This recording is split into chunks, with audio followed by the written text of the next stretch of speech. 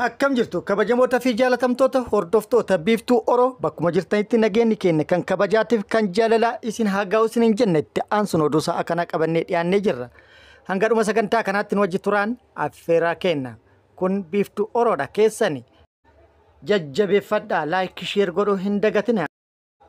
Akkasumas gara maatii chaanaala kanaa warri hin dhufin gara maatii chaanaala kanaa dhufuudhaan oduu wayitaawaa kan biyya keessatiif kan biyya alaa argachuudhaan itti bohaaraan affeerraa kenna. Gama maatii chaanaala keenyaa subscribe godhuudhaan makamaa isiniin jennee jirra. Kallattimaan gara mata duree oduu amma qabadheetti yeroo dabru oduun jalqaba.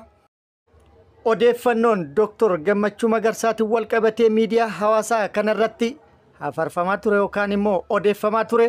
Akka dhugaa hin ta'in Dr. Gammachuu Magarsaa dubbatanii jiru.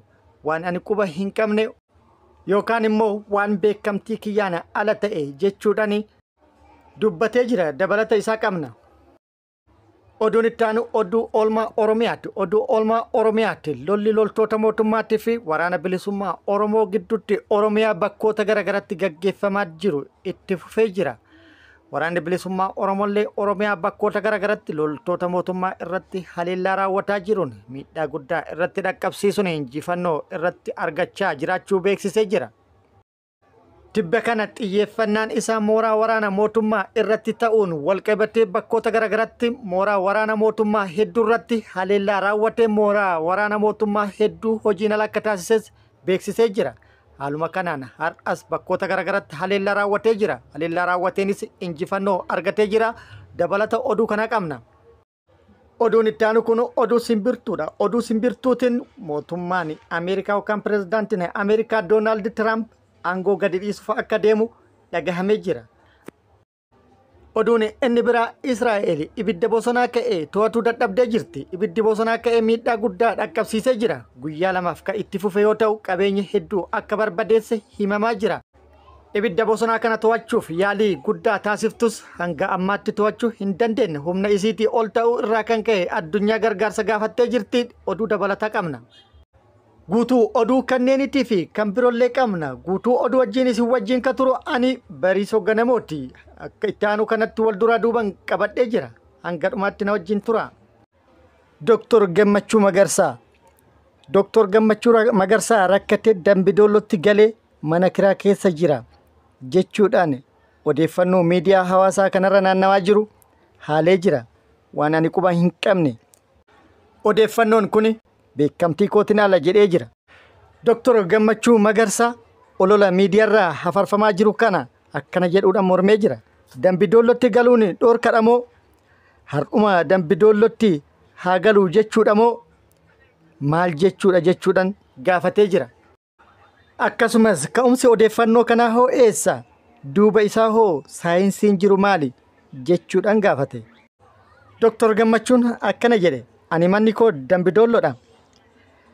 Rakkatee Dambidoolotti galeen soba. Fedhii fi beekamtii koo malee oduu akkasii facaasuun sirrii miti. Hojii qorannoo fi qo'annoo ani gaggeessaa jiru irratti namni na gargaaruu barbaadu yookaan barbaade na gargaaruu danda'a. Kana achi ani rakkina dhuunfaa rakkoo Oromoo irraa hammaatee gargaarsa na gaafachiisu hin qabu jedhee jira. Akkasumas ani nagaa qaba qoosaa garmalee naan qoosuunis nan barbaachisu jechuudhaan yaada kennee jira. Oduun itti aanu lolli loltoota mootummaatii fi waraana bilisummaa Oromoo gidduutti Oromiyaa bakkoota garaagaratti gaggeeffamaa jiru akkuma itti fufeetti jira. Waraanni bilisummaa Oromoollee loltoota mootummaa irratti Oromiyaa bakkoota garaagaratti haleellaa raawwataa jiruun miidhaa guddaa loltoota mootummaa irratti dhaqqabsiisuun injifannoo irratti argataa jiraachuu beeksisee jira. Haaluma kanaan giddugala Oromiyaa lixa shaggaritti haleellaa loltoota mootummaa irratti bakkoota garaagaratti loltoota mootummaa irratti raawwateen injifannoo gagabbataa argadhe jedhee jira. Lixa shaggara aanaa Bachoo ganda Sooddoo Liiban iddoo adda Harsamaa jedhamutti guyyaa kaleessaa Eebila 30/2025 haleellaa raawwateen loltoota mootummaa hedduu addunyaa kanarraa godaansisee hedduu madoodha adabee afur immoo harkaan qabuu beeksisee jira. Akkasumas haleellaa raawwate kanaan meeshaalee hedduus hiikkatuu beeksisee jira. Meeshaaleen hiikkate AKM 56 kana jechuun baay'eedha. Kun immoo lakkoofsa loltoota mootummaa hojiin alatanii nu ga'uu baatus kanarraa tilmaamuun ni danda'ama. AKM 56 hiikame jechuun loltoonni sanii olii hojiin alataan jechuudha. PKM tokko snaapara tokkoo fi meeshaalee waraanaa hedduu kan garagaraa hiikkatullee odeeffannoo nu ga'ee jira. Dabalata oduu kana yeroo itti aanutti qabannee kan dhufnu ta'a. Oduun itti aanu kibba lixa Shaggar aanaa toletti guyyaa kaleessa waraanni bilisummaa Oromoo loltoota mootummaa irratti haleellaa raawwateen miidhaa guddaa irratti dhaqqabsiisuun injifannoo irratti argatu isin hin geennee turre.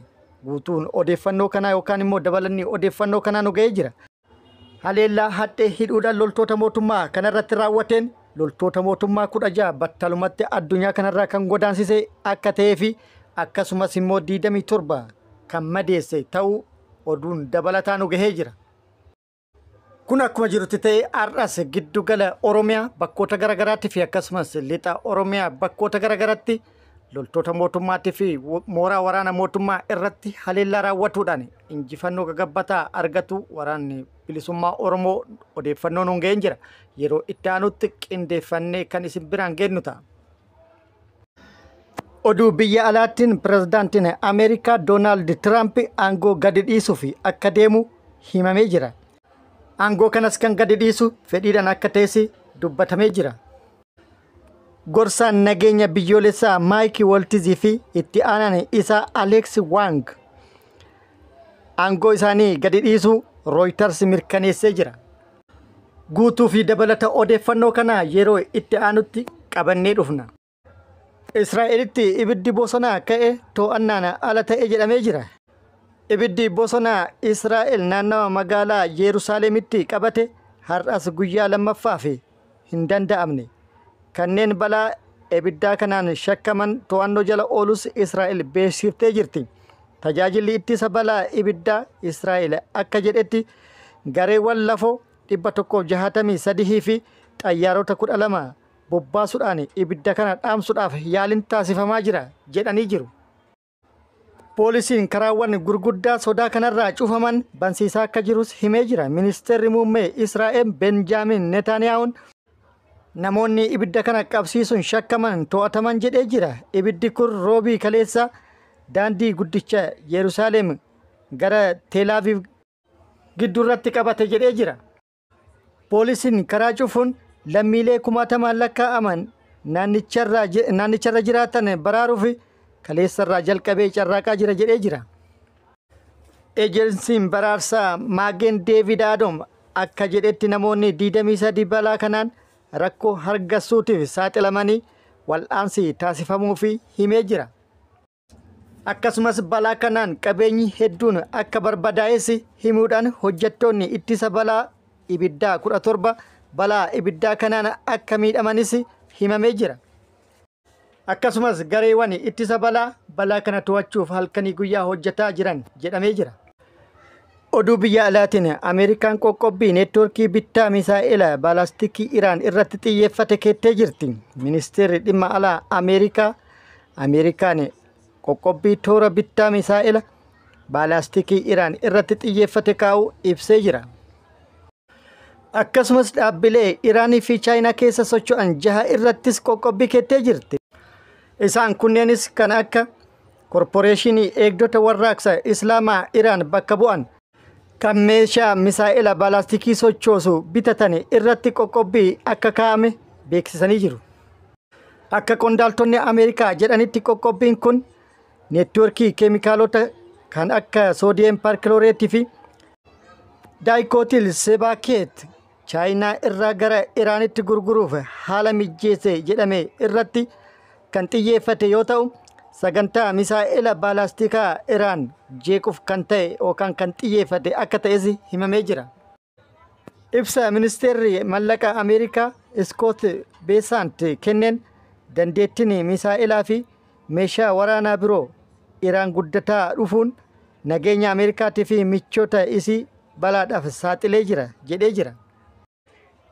Akkasumas baha giddu galeessaa keessatti tasgabbii dhabuu akka fiduu fi babal'achuun teeknooloojiiwwan kanneen waliigaltee yookaan waliigalteewwan idila addunyaa kan cabsu akka ta'es ibsee jira.